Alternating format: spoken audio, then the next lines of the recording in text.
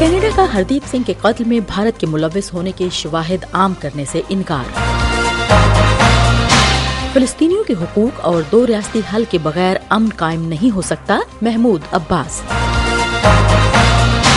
اور بائیڈن انتظامیہ کا یوکرین کے لیے مزید $325 ملین مدد کا اعلان۔ وائس آف امریکہ واشنگٹن سے اہم خبروں کے ساتھ سعدیہ زیب رانجھا۔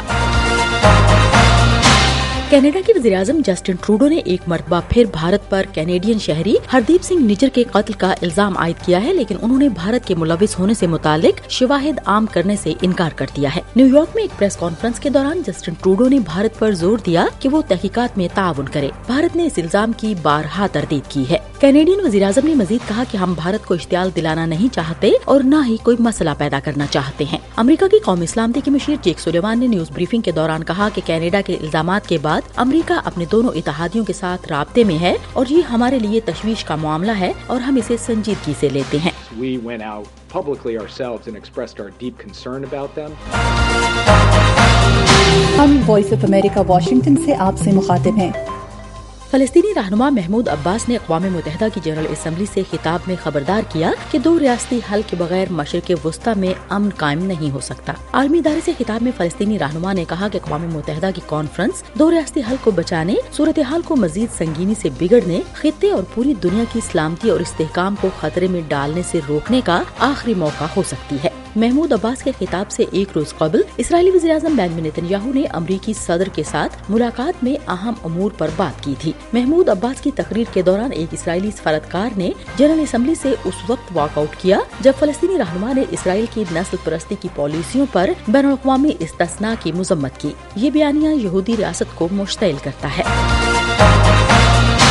صدر جو بائیڈن کا کہنا ہے کہ انہیں امید ہے کہ یوکرین کے لیے مزید فنڈنگ کے بارے میں کانگریس اچھا فیصلہ کرے گی۔ The American people, Democrats, Republicans alike, families all across our nation understand what Ukraine is fighting to defend. صدر بائیڈن نے یہ بات وائٹ ہاؤس میں صدر ولادیمیر زیلنسکی کے ساتھ دو طرفہ ملاقات کے اختتام پر کہی۔ یوکرین کے صدر جمعرات کو نیو یارک سے واشنگٹن آئے اور یوکرین کے لیے مزید امریکی حمایت پر بات چیت کی، اور بائیڈن انتظامیہ نے یوکرین کے لیے مزید $325 ملین کی مدد کا اعلان کیا۔ ہم وائس آف امریکہ واشنگٹن سے آپ سے مخاطب ہیں۔ چین نے امریکہ سے مطالبہ کیا ہے کہ وہ تباہ شدہ فوکوشیما جوہری پاور پلانٹ سے جاپان کی جانب سے تابکار پانی کے اخراج کی حمایت کرنا بند کرے۔